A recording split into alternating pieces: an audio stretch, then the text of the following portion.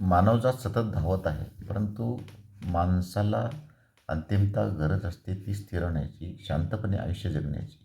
रामायण, महाभारत, राम, कृष्ण, बुद्ध, सम्राट अशोक, अकबर आदींचा सगळा प्रवास हा प्रेरणा देणारा आहे.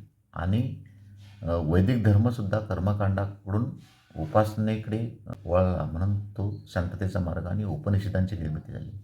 मग सगळ्यांचा जो प्रवास आहे, सगळी शास्त्र असतील, सगळे धर्मग्रंथ असतील किंवा जे जे म्हणून कोणती महाकृती झाल्या, त्या सगळी ही शांततेकडे नेण्यासाठीचा तो मार्ग आहे. आणि म्हणून संस्कृतमधलं एक अत्यंत सुंदर असं वचन आहे की सुखार्था सर्वभूतानां मता सर्व प्रवृत्तया.